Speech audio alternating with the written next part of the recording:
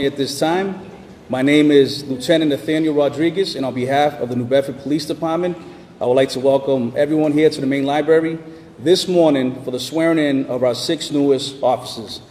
Joining us here today is the Honorable Mayor of our city, Mayor John Mitchell, our Chief of Police, Chief Joseph Cordero, our Deputy Chief of Police, Deputy Chief Paul Rivera, and our City Clerk, Mr. Dennis Farias. I would also like to recognize some of our city councilors that are here today, City Council President Linda Morad and City Councilor Scott Lima. Before we start our ceremony, I would like to invite Pastor Brian Doobie and Pastor Jamie Casey of the South Coast Community Church of Fairhaven to say a few words and to lead us in prayer.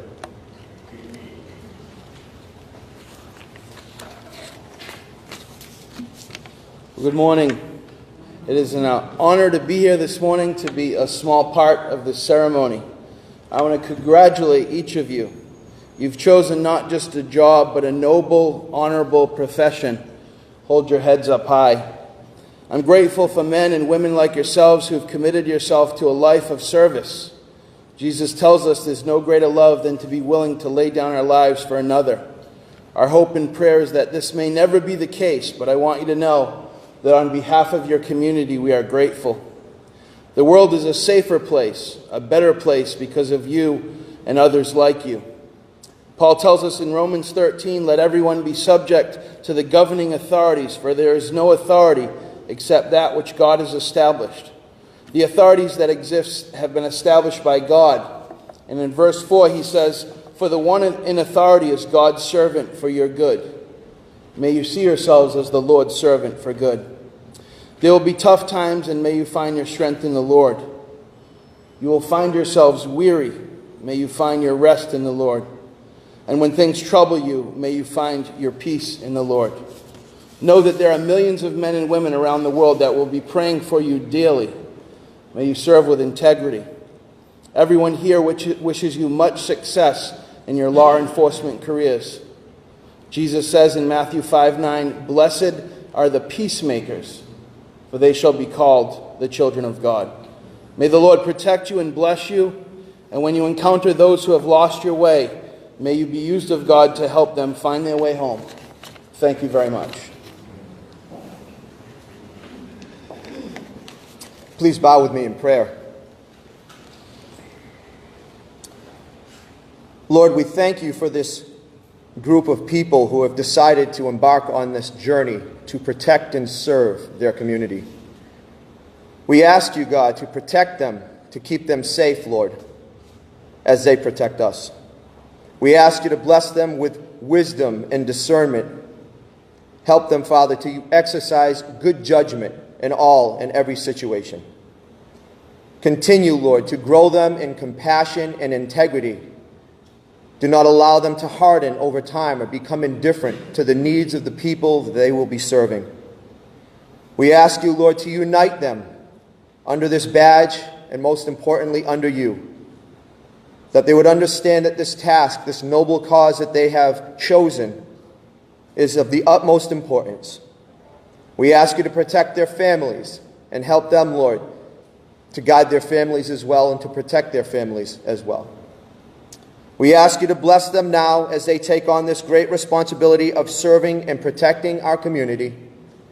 We ask you, Lord, to instill in them a desire to love mercy, to seek justice, and walk humbly with you all the days of their lives. We ask all of these things in your Son's holy and precious name. Amen.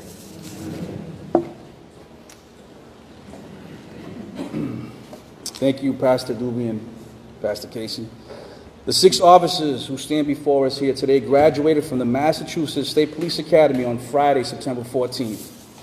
The officers completed 6 months of police recruit training and are now ready to take an oath to serve and protect the citizens of our great city. It gives me great pride to introduce the 6 newest members of the New Bedford Police Department. Officer Gerald Harris Jr., Officer Jessica Nicoli, Officer Adam Amaro, Officer Justice Andrade, Officer Jonathan Fagundes, and Officer Nathaniel Goncalo. At this time, I would like to invite our honorable mayor of our city, Mayor John Mitchell, to say a few words. Mayor Mitchell, if you would. Thank you. Thank you. Thank you, Lieutenant Rodriguez, and thank you for organizing this event. This is actually, I think, Chief, this is a first. We've held the ceremony in the third floor reading room. We usually hold it in the Ashley room, but we've noticed that the swearings in are so well attended that folks of all ages that we needed some more space, and so it's appropriate. And so we picked this site because it is a bit of it's a temple of New Bedford's history in a way, and it connects us up with, the weighty tasks that these new officers will undertake in their careers. I want to thank the chief for his leadership and for setting a really high standard for admission. Not just anybody gets to be a New Bedford police officer. We have high standards here, and believe me, it is a very selective process. Not nearly everybody gets in. And so today is a solemn occasion. It is also a celebration, but it's also a point of achievement. It is a real achievement to become a New Bedford police officer, and that's the way it should be here in our city. I want to thank our City Council President Linda Morad is here, as well as City Council from Ward 5, Scott Lima. The City Council has been very supportive of the police department along the way. And I want to thank all of you. I want to thank all the family members who are here today. Policing is a family affair in many ways. Policing these days is not just a stressful job, it's a complex job, and it's not easy, and police officers don't get thanked all the time, certainly not all the time they should. And the families behind them play a very important role in their professional performance and their job satisfaction and their well-being. You all will make them better police officers in the long run and enable them to have a more gratifying and satisfying career. And that's what the police family is about. Many of you here, many of the families here have members who've already been New Bedford police officers or law enforcement officers of different places. And so you know that this is it's a team effort. It's a collective effort. And so I wanted to say thank you to all of you for your anticipated support. And as for our cadets today, again, congratulations above all. But know that we're counting on you to do the most important business that government does, which is to protect people.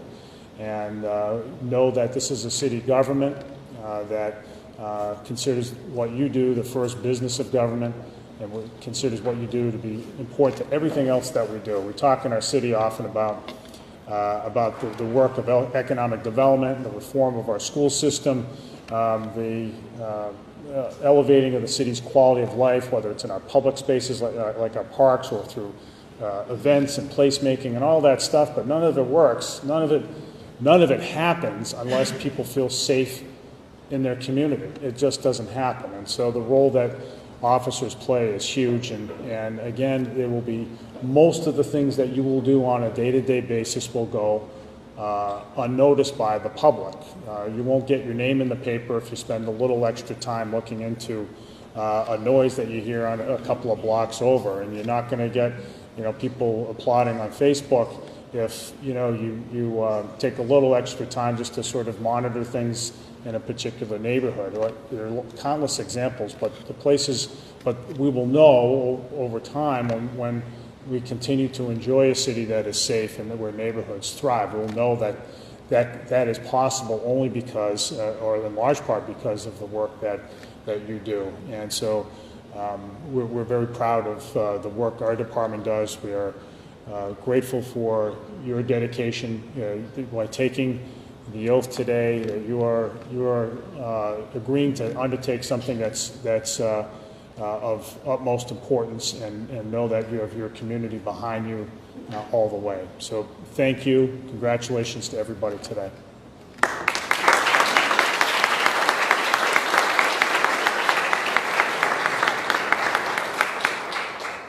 Thank you, Mayor Mitchell. Now I would like to invite our Chief of Police, Chief Joseph Cadero, to say a few words. Chief, if you would.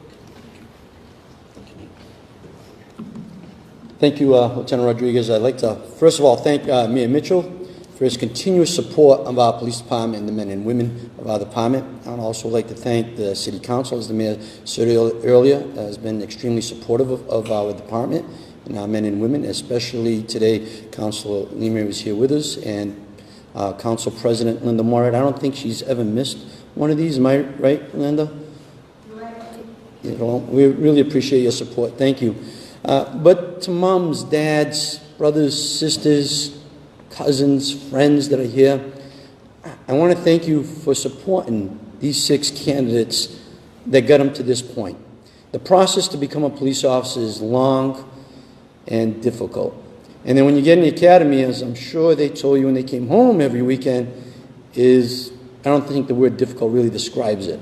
But for sure it makes them not only better officers, but better people for what they endured and worked there together. But thank you for that. And thank you for the way you raised them. Because what you did bringing them up, is the persons that stand before us today. Maybe I just shut it off. Can everybody hear me? Yeah.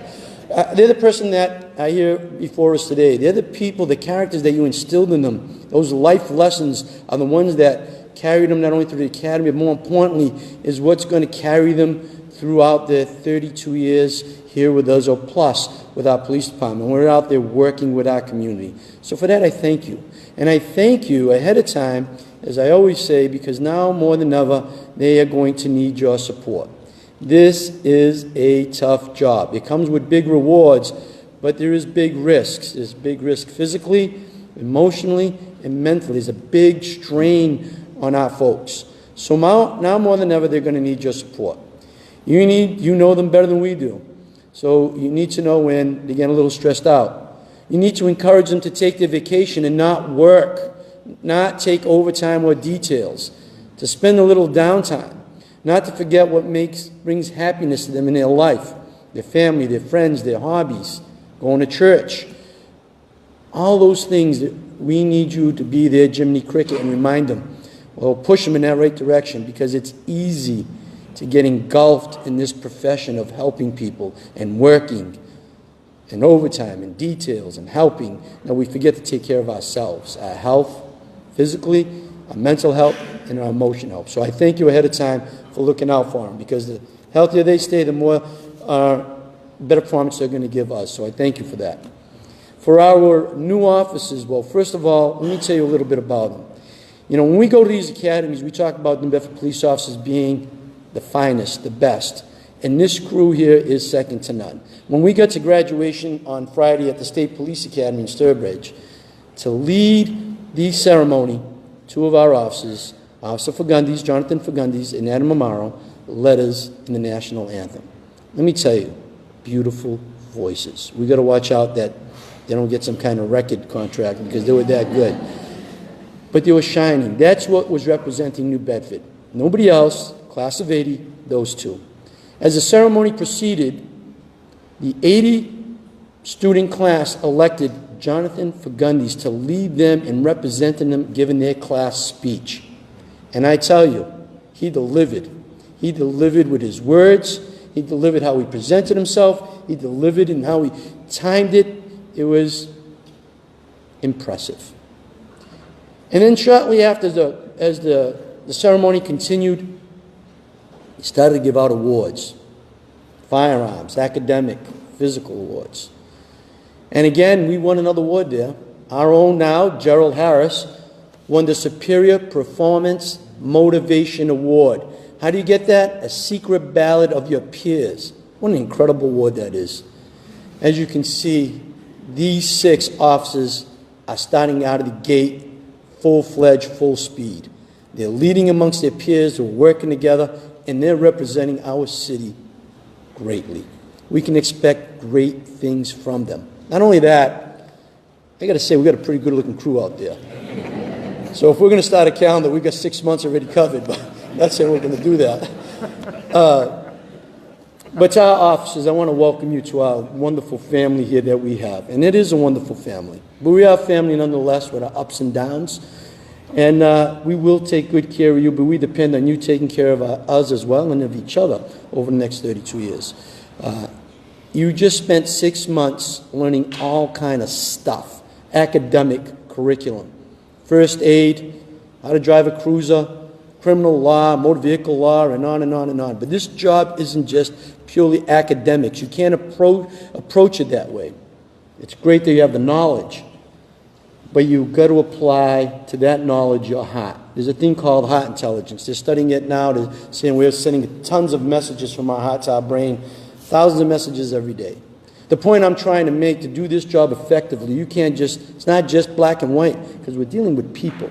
You're dealing with people's lives. You've got to infuse your heart intelligence into your everyday activity. That tied in with the knowledge that you have, you've got to approach people with compassion, kindness, caring, and yes, love. You know, we talk about community policing all the time, and we've shifted as a department that way. It's not really a new notion of a philosophy. If we go back 40, 50 years ago, the officer on the beat that many of you may have remembered, we won't ask you because we'll start to show our age, but when they were walking the beat, they knew the people in their community. They knew who they were, they knew their needs, and they knew how to apply the law. Who they had to go a little bit harder with a stick and no more with a carrot, who they just had to listen to, comfort them. It's not that much different, and that's what we expect you. The tools on your belt are not the only tools that we hope that you use. You've got to infuse the most important tool that you have, the tool which is your brain and your heart. And then the biggest tool that we have that can be so destructive, or yet can be so creative, and yet it's the smallest muscle that we have in our body, is our tongue. We can use it to create, to encourage, to motivate, or we can use it destructively. So good Lord gave us 2 ears because he wants us to listen twice as hard and one mouth to speak half the time. So I would say to you when you're out there to do just that. Listen to the people that need you. Listen to their concerns. They're going to be upset. Use a little empathy. Understand where they're coming from. What in their life has led them to that point. Listen. Then put in your brain, in your heart, and then put the right tools to it. We depend on you to care for our people, to help them and guide them. Not everything is a police problem. Not everything needs to end up in court. Sometimes it's just guide them to a chaplain, to another department in City Hall, or sometimes just listening and comforting them. But I know for sure that you're going to do very well because we've seen how you performed in the academy. You can tell by your character how you were raised by your families. So the good Reverend has already given me the eye. He says I'm long-winded, so I'm going to cut it short. Reverend, welcome to our wonderful family. We expect great things of you. We want you to stay safe out there, vigilant. Remember what's important in your life, your family, your friends, God, and remember you're in a family that cares about you and will support you and guide you. Our best wishes to you, and if there's anything that the deputy and I can do from our office, you're more than welcome to come at any time. Thank you very much.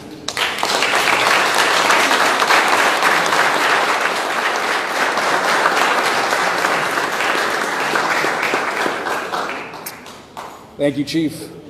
Would any of the city councilors like to come up and say a few words that are present?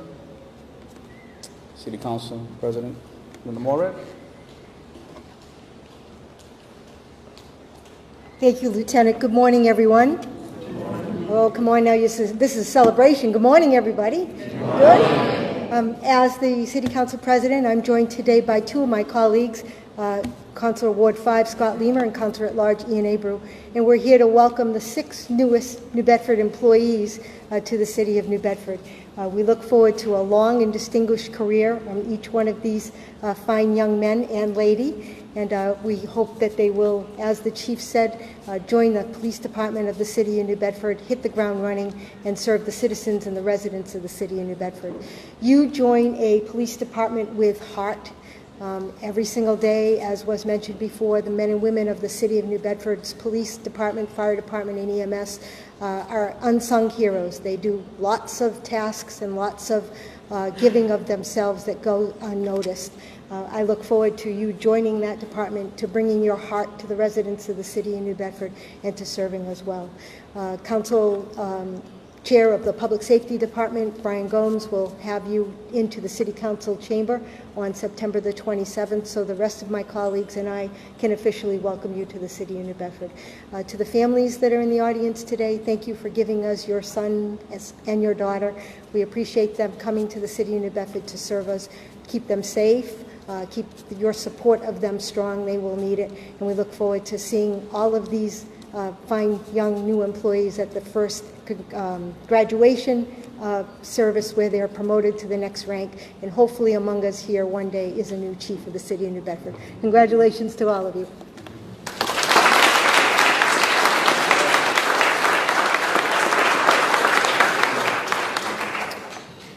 Thank you, Council President Morad. The officers are now ready to be sworn in. City Clerk Dennis Farias, would you please do us the honors? Thank you, Lieutenant. Good morning, everyone. It's my pleasure to give the oath of office to our 6 new police officers. Officers, would you raise your right hand and repeat? I apologize. The Chief has asked me to invite all officers present to join your newest colleagues in taking the oath of office with them. So if you all raise your right hand for us as well. I state your full names. Do solemnly swear. That I will, to the best of my ability and understanding, perform my duty as a police officer, by serving my commanding officers, with respect and dignity, in the citizenry of New Bedford, with compassion, courage, and integrity. In accordance with the Constitution of the United States. The laws of the Commonwealth of Massachusetts. And the Charter and ordinances of the City of New Bedford. So help me God. Congratulations.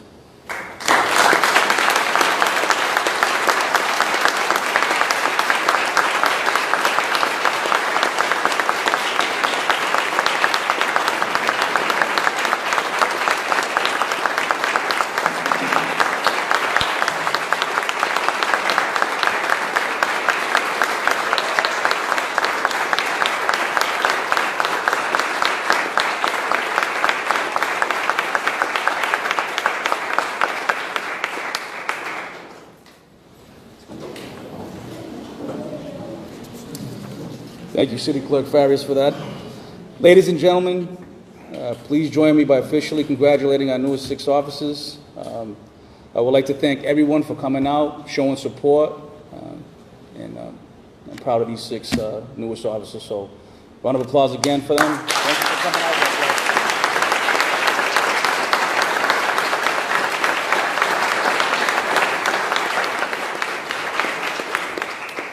And that concludes our ceremony. Have a great day.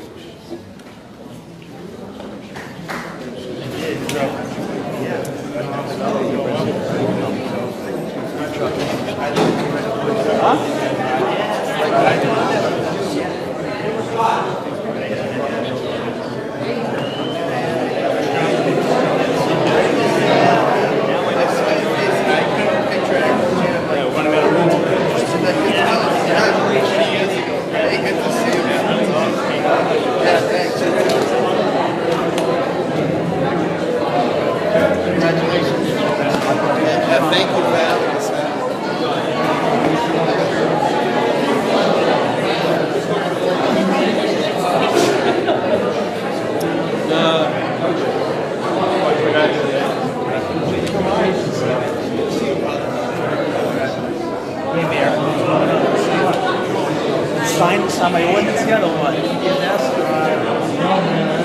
Yeah, we pulled 40 just for you. Just for you.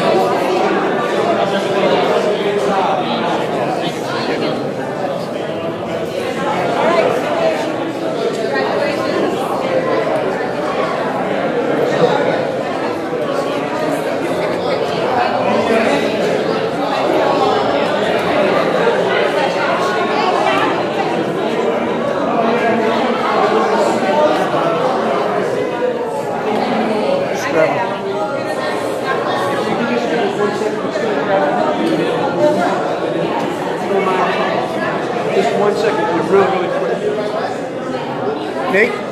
He's got a baby to It'll be real quick if there's an auction or something. Good job, sir. Thank you.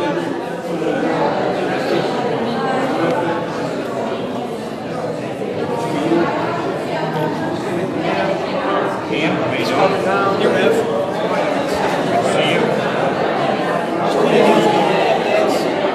Yeah, he's been going through a rough patch, but he seems to be coming out the other end.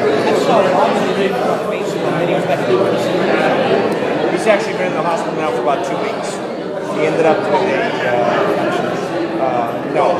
it's a liver kidney disease that sometimes comes about after things like this when you got no immune system. But they're getting it under control. And, it had nothing to do with that. It wasn't, he had cancer. I knew that, and he got rid of it. I knew that. So every 6 months he goes for a follow-up. They started seeing some markers that were needed observed.